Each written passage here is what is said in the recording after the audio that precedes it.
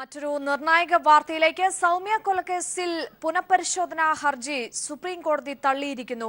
വളരെ നിർണായകമായ ഒരു വാർത്ത. ജസ്റ്റിസ് മാർക്കണ്ഡേയ കട്ജു സുപ്രീം കോടതിയിൽ ഹാജരായി. അതിന്റെ വിശദാംശങ്ങൾ, അദ്ദേഹം ഉന്നയിച്ച വാദഗതികളൊക്കെ അറിയിച്ചിരിക്കുന്നു. തന്റെ വാദഗതികളൊക്കെ അറിയിച്ചിരിക്കുന്നു. എന്നാൽ വലിയ രീതിയിലുള്ള നാടകീയ രംഗങ്ങൾ ഇന്ന് സുപ്രീം കോടതി സാക്ഷ്യം വഹിച്ചത്. ഗോവിന്ദചാമിയുടെ വധശിക്ഷ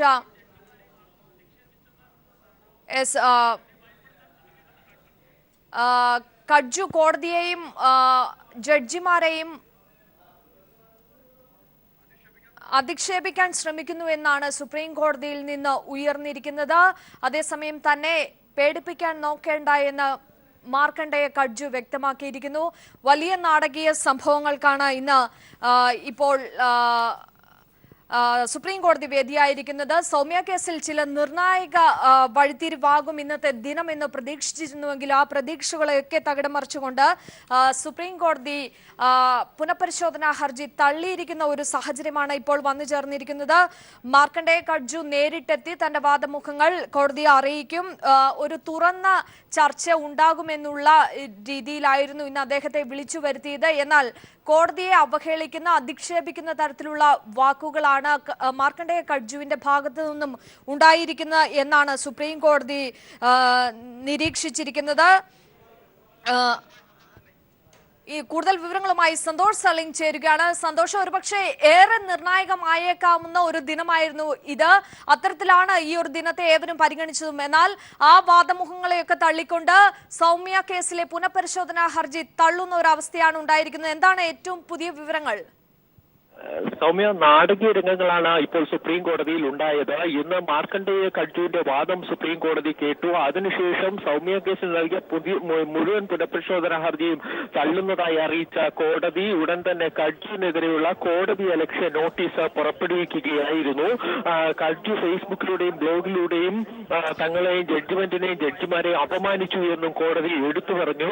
സുപ്രീം കോടതിയുടെ കേട്ടുകേൾവിയില്ലാത്ത നടപടികളിലേക്കാണ് കോടതി മുറി ഇന്ന് 6ാം നമ്പർ കോടതി മുറി സാക്ഷ്യം വഹിച്ചത്. കട്ജു ഇതിനെതിരെ പ്രകോപിതനായി ജഡ്ജിയുടെ പേരെടുത്ത് പറഞ്ഞു തന്നെ, ജസ്റ്റിസ് രഞ്ജൻ ഗൊഗോയ് അധ്യക്ഷനായ ബെഞ്ചിലെ ഓരോ ജഡ്ജിമാരുടെ പേരെടുത്ത് പറഞ്ഞു തന്നെ, നിങ്ങൾ എന്നെ ഭീഷണിപ്പെടുത്താൻ നോക്കണ്ട എന്ന് കട്ജു ക്രുദ്ധനായി പറഞ്ഞു. വിളിച്ചു വരുത്തിയതുകൊണ്ടാണ് വന്നത്. അതിനുശേഷം ഇത്തരം നടപടികൾ പാടില്ല എന്ന് പറഞ്ഞു. തുടർന്ന് കോടതി കട്ജുവിനെ ആരെങ്കിലും കോടതിക്ക് പുറത്തേക്ക് കൊണ്ടുപോകൂ എന്ന് സെക്യൂരിറ്റിയോട് ആവശ്യപ്പെടുകയും ചെയ്തു. ഇതിനിടയിൽ സംസ്ഥാന സർക്കാരിന് വേണ്ടി ഹാജരായിരുന്ന അറ്റോർണി ജനറൽ കോടതിയുടെ നടപടിയെ എതിർത്തു.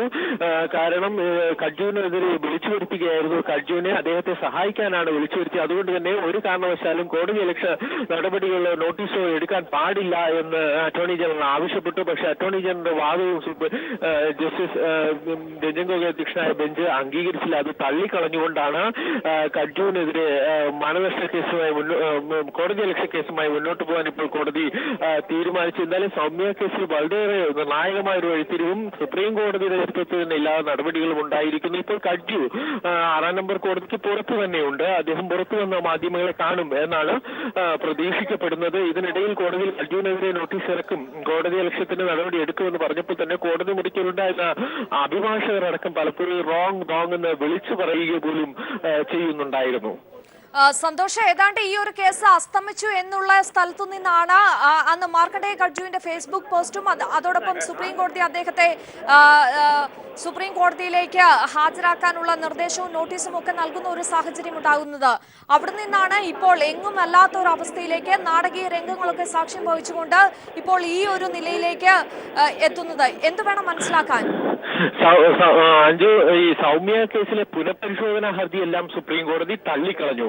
ഇനി അതിന് ഗോവിന്ദചാമിയുടെ വധശിക്ഷ സുപ്രീം കോടതി അംഗീകരിച്ചില്ല എന്ന് തന്നെ നമുക്കിപ്പോൾ പറയേണ്ടി വരും. കാരണം സുപ്രീം കോടതി പുനഃപരിശോധനാ ഹർജി കേട്ടു, അതിനുശേഷം വിശദമായ വാദം കേട്ടു. ഇപ്പോൾ ഇന്ന് പുറത്തിറക്കിയ ഉത്തരവിലും പറയുന്നത് ഈ പുനഃപരിശോധനാ ഹർജിയിൽ ഉയർത്തിയ വാദങ്ങളൊക്കെ നേരത്തെ തന്നെ തള്ളിക്കളഞ്ഞതാണ്. അതുകൊണ്ട് അംഗീകരിക്കേണ്ടതില്ല, ഗോവിന്ദചാമിയുടെ വധശിക്ഷ പുനഃസ്ഥാപിക്കേണ്ടതില്ല എന്ന് ചൂണ്ടിക്കാണിച്ചുകൊണ്ട് പുനഃപരിശോധനാ ഹർജികളെ വാദമുഖങ്ങളെല്ലാം തള്ളി. സംസ്ഥാനത്തിന്റെയും സൗമ്യയുടെ അമ്മയുടെയും അഭിഭാഷക ഉയർത്തിയ എല്ലാ വാദമുഖങ്ങളും തള്ളി.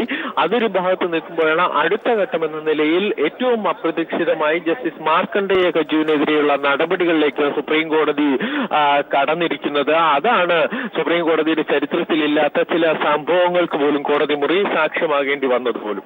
ആദ്യം മുതൽക്കേ തന്നെ ഈ ഒരു കേസിൽ കഴിഞ്ഞ തവണ കേസ് പരിഗണിച്ചപ്പോഴൊക്കെയും നാടകീയ രംഗങ്ങളും ഒരിക്കലും ഉണ്ടാകാത്ത ചില നാടകീയ രംഗങ്ങൾക്കും അപ്രതീക്ഷിത സംഭവ വികാസങ്ങൾക്കും ഒക്കെയാണ് കോടതി സാക്ഷ്യം വഹിച്ചത്.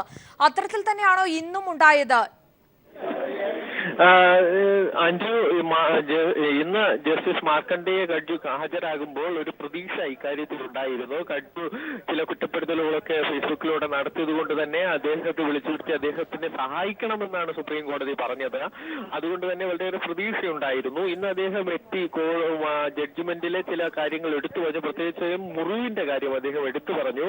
വാദത്തിനിടെ അദ്ദേഹം പറഞ്ഞത് കോടതിക്ക് പലപ്പോഴും സാമാന്യ യുക്തി ഉപയോഗിക്കേണ്ടി വരും, കോമൺ സെൻസ് ഉപയോഗിക്കേണ്ടി വരും. സൗമ്യ കേസിലും കോമൺ സെൻസ് കോടതി ഉപയോഗിക്കണം. കാരണം ആദ്യത്തെ മുറിവ് ഉണ്ടാക്കിയത് ഗോവിന്ദസ്വാമി തന്നെ. കമ്പാർട്ട്മെന്റിൽ മൂന്നാമതൊരാൾ തന്നെ ഉണ്ടായിരുന്നില്ല എന്ന് കോടതി തന്നെ അംഗീകരിച്ചു.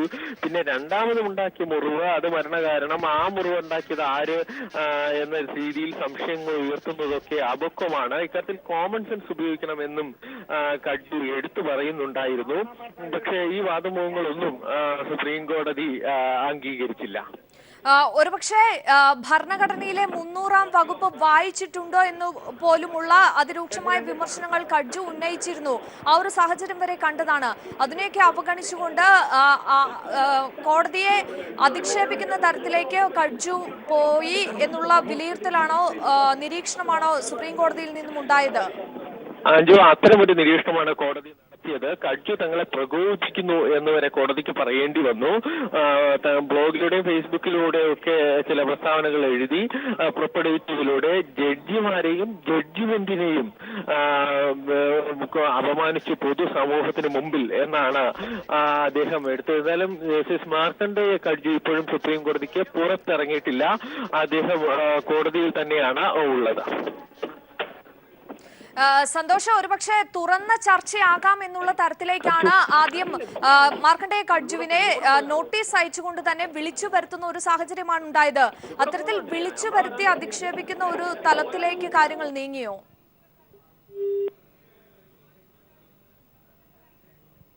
എന്തായാലും സുപ്രീം കോടതി വിധി വന്നിരിക്കുകയാണ്. സൗമ്യ കേസിൽ വളരെ നിർണായകമായ ഒരു തീരുമാനം സുപ്രീം കോടതി എടുത്തിരിക്കുന്നു. സൗമ്യ കേസിലെ പുനഃപരിശോധനാ ഹർജി തള്ളുന്ന ഒരു സാഹചര്യമാണ് ഉണ്ടായത്. ഗോവിന്ദസ്വാമിക്ക് വധശിക്ഷ ഇല്ല എന്നുള്ള അത് റദ്ദാക്കിയ വിധി അത് അംഗീകരിച്ചിരിക്കുന്നു എന്ന് വേണം ഇപ്പോൾ മനസ്സിലാക്കാൻ. അതേസമയം മാർക്കണ്ഡേയ കഡ്ജുവിനെതിരെ അതിരൂക്ഷമായ വിമർശനങ്ങൾ സുപ്രീം കോടതി എടുത്തിരിക്കുന്നു. ഇപ്പോൾ എന്തായാലും അഡ്വക്കേറ്റ് ജയശങ്കർ കൂടി നമ്മോടൊപ്പം ടെലിഫോൺ ലൈനിൽ ചേരുകയാണ്. ശ്രീ അഡ്വക്കേറ്റ് ജയശങ്കർ, സൗമ്യ വധക്കേസിൽ സുപ്രീം കോടതിയിൽ സമർപ്പിച്ച പുനഃപരിശോധന ഹർജി കോടതി തള്ളിയിരിക്കുകയാണ്. താങ്കൾ ഏതു രീതിയിൽ കാണുന്നു ഈ ഒരു വാർത്തയെ? അത്ഭുതപ്പെടുത്തുന്നില്ല. കാരണം ഈ ഒരു രീതിയിൽ തന്നെയാണോ താങ്കൾ പ്രതീക്ഷിച്ചത്? അല്ല, ഞാൻ പ്രതീക്ഷിച്ചതാണ്. അത് അത്ഭുതകരമായിട്ട് എന്തെങ്കിലും ഉണ്ടെന്ന് ഞാൻ വിചാരിക്കുന്നില്ല. കാരണം എന്താ വെച്ചാൽ സുപ്രീം കോടതിയിൽ സാധാരണ നടപടിക്രമം അനുസരിച്ച് പുനഃപരിശോധനാ ഹർജിയുടെ സ്കോപ്പ് വളരെ വളരെ പരിമിതമാണ്. അതിൽ സുപ്രീം കോടതി ഇടപെട്ട സന്ദർഭങ്ങളും വളരെ കുറവാണ്. സാധാരണ ഇങ്ങനെയുള്ള പുനഃപരിശോധനാ ഹർജികൾ ബെഞ്ചിൽ പോസ്റ്റ് ചെയ്യാറില്ല. തുറന്ന കോടതിയിൽ വാദം കേൾക്കാറ് തന്നെയില്ല. എഴുതി കൊടുക്കുന്ന പുനഃപരിശോധനാ ഹർജി ജഡ്ജിമാർ അവരുടെ ചേംബറിലിരുന്ന് വായിച്ചു നോക്കി അവിടെ ഇരുന്ന് തന്നെ തള്ളുകയാണ് പതിവ്. ക്രിമിനൽ കേസുകളിലും പ്രത്യേകിച്ചും അങ്ങനെയാണ് പതിവ്. ഇന്ന് വരെ ഒരു കേസിലും സുപ്രീം കോടതി കൊടുത്ത കുറഞ്ഞ ശിക്ഷ കൂട്ടിയതായിട്ട് ചരിത്രമില്ല.